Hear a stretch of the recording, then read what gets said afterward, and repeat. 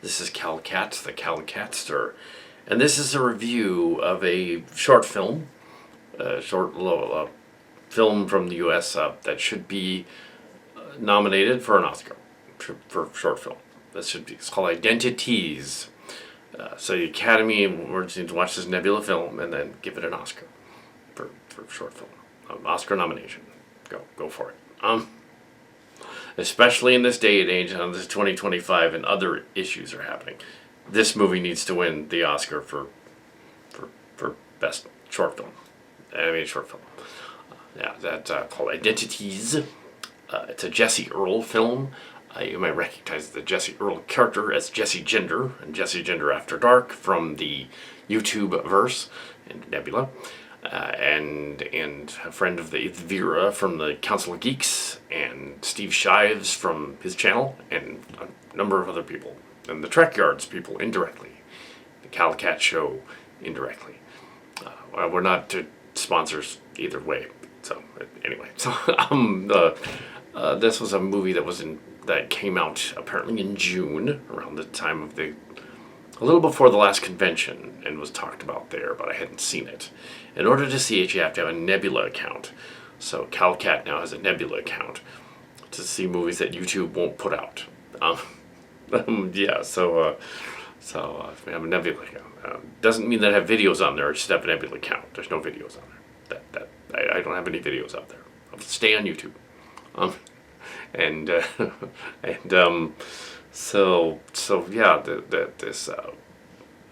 Upon watching this film all the way through, kept thinking this is the most Asperger's autistic thing I've seen in a long time, besides my own stuff.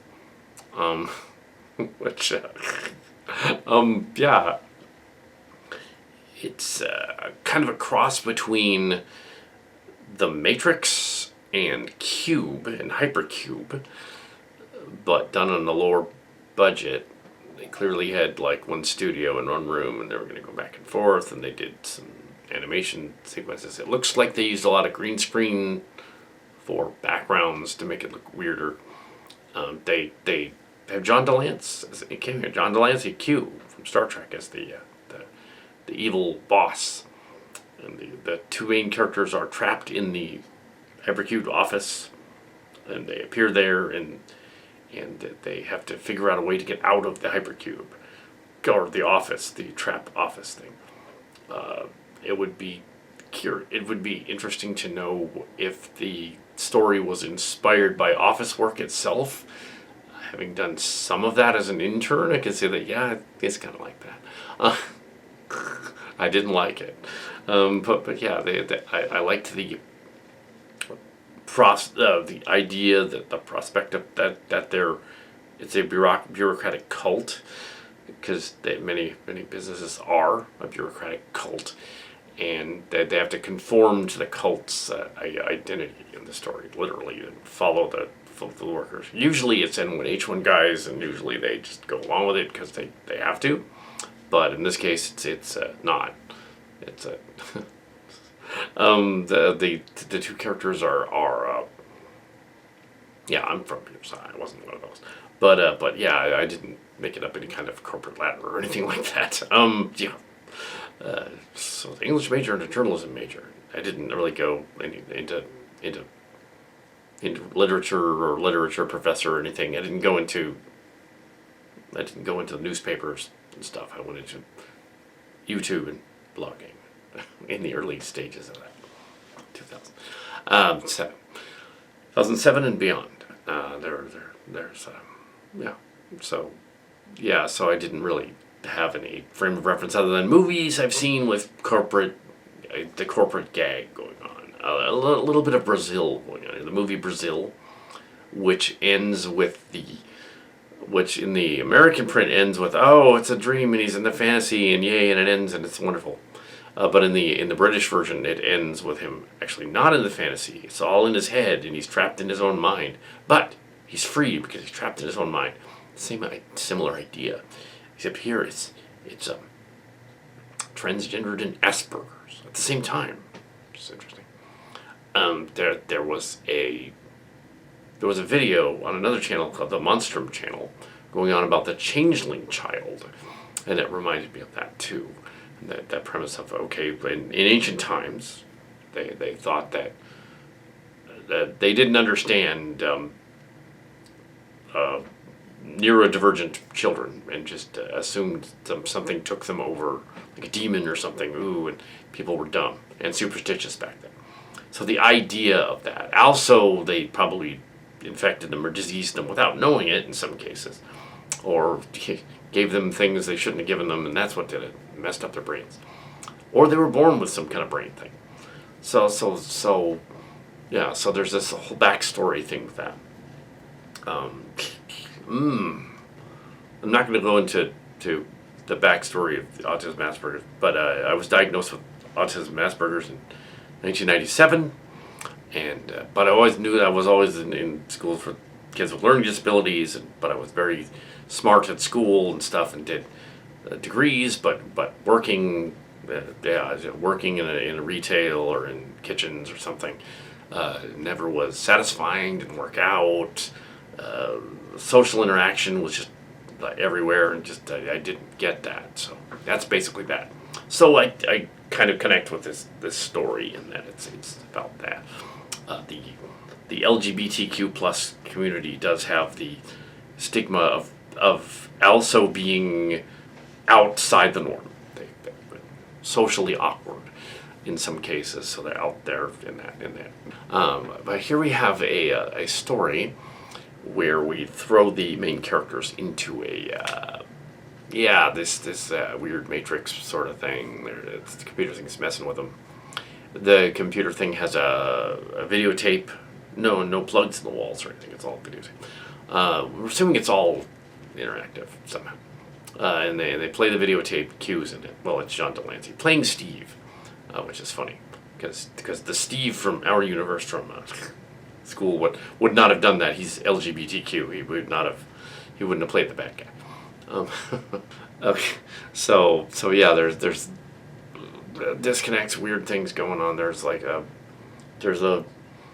They have to figure out their identities. It's spelled with Z, identiteaze, and get out of the universe thing. They discover that if they touch, they somehow mess up the machine and cause errors to happen. So that's what they do, and then they meet up with the I guess the recruiter and the other guy who are in the metronome thing, and they explain about the song and all that in their head and everything, which is more an ADHD thing than an autistic thing. Song in their head, but this, many songs will get stuck in your head. That's yeah. But a metronome just keeps the timing going on. They have to keep going back to this metronome, but that just keeps timing.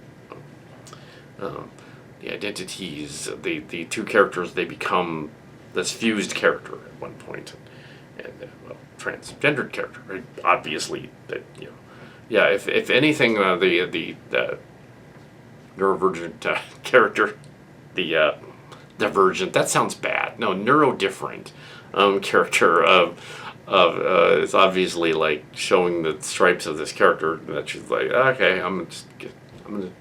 Yeah, the author is not disconnected from the work, as Lindsay Ellis, formerly of Stone Gremlins, would say. The author is not disconnected from the work. The author is clearly the person in the story, as represented by this other character. Clearly, she's supposed to be Jessie Earl. And that's fine. It does mean, however, if anybody criticizes it, they'll be a little upset because they're criticizing her, even though it's the character. I wouldn't say I would criticize it, though. And I think it works. The idea that they don't want to touch each other is a very autistic thing. That's right there. They don't want to touch each other.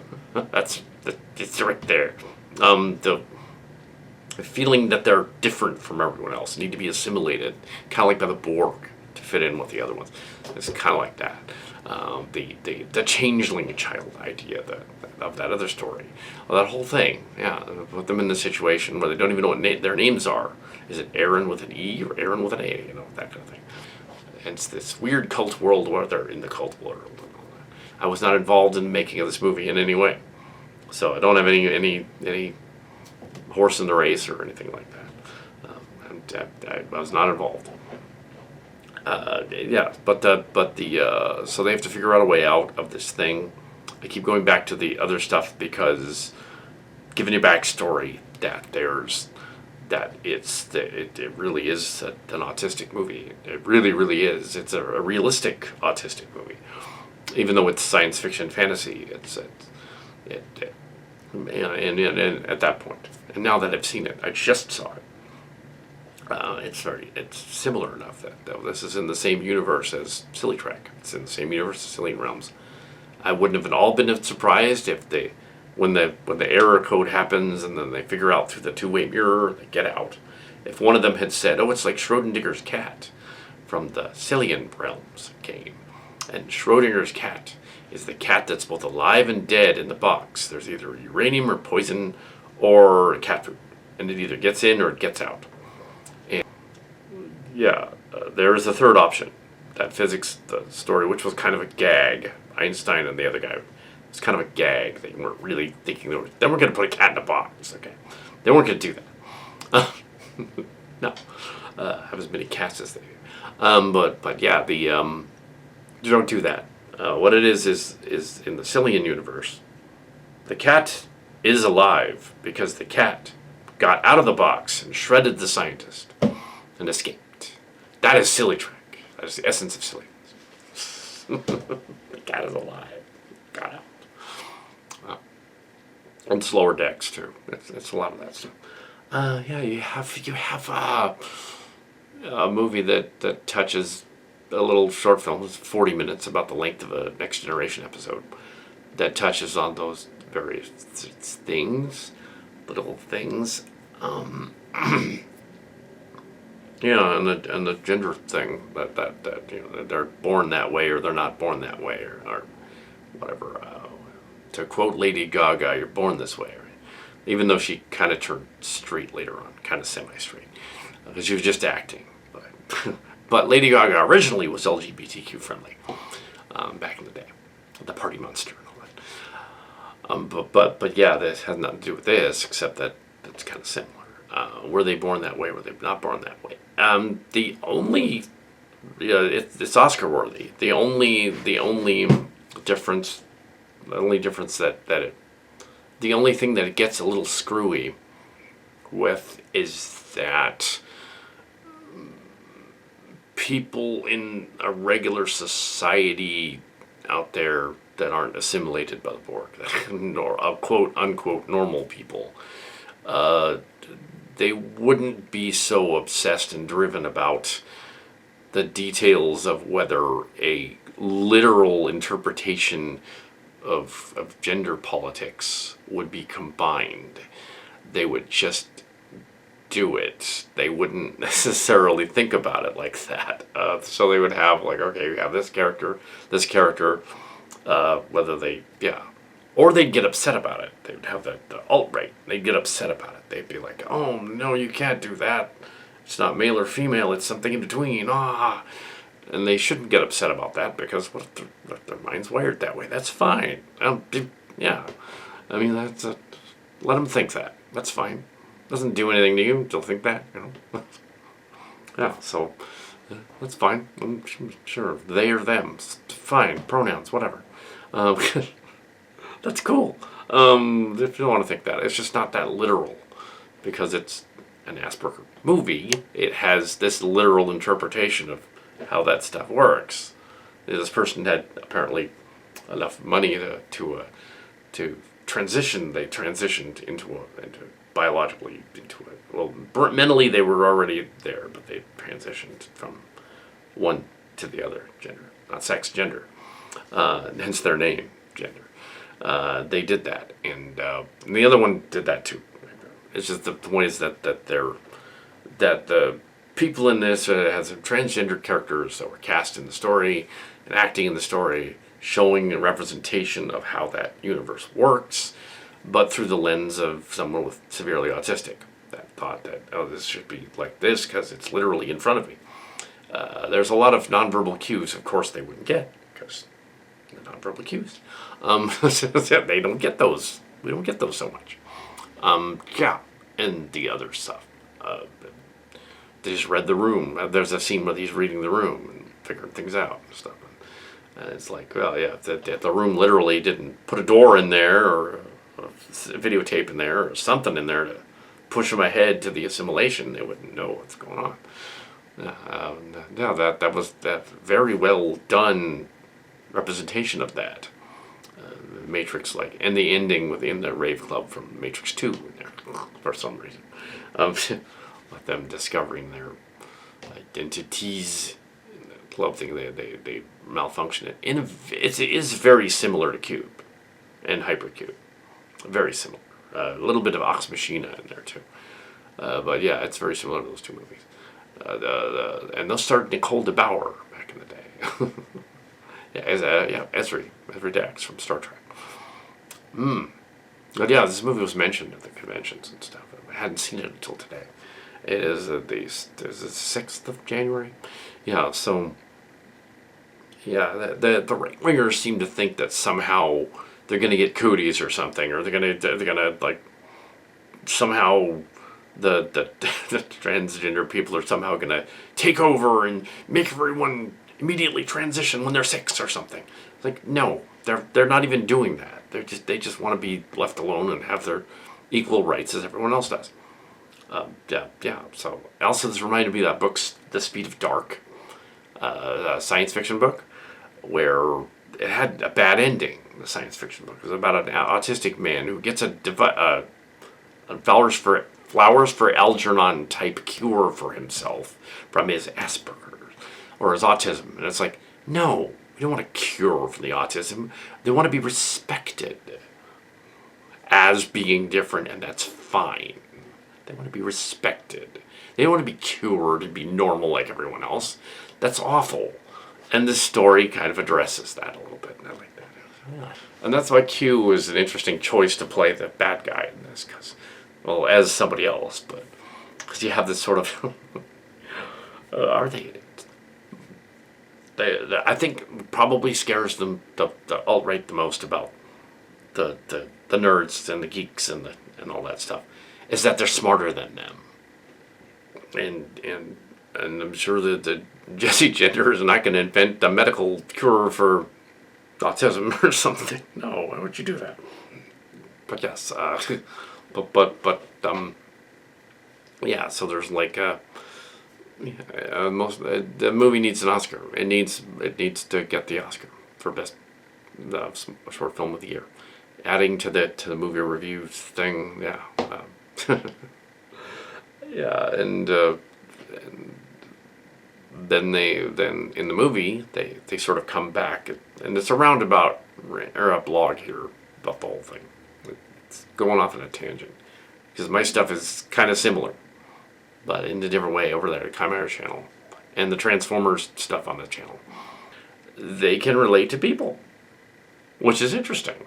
They say, oh no, it's boring in this way, or it's different in this way. It's not how normal people would act.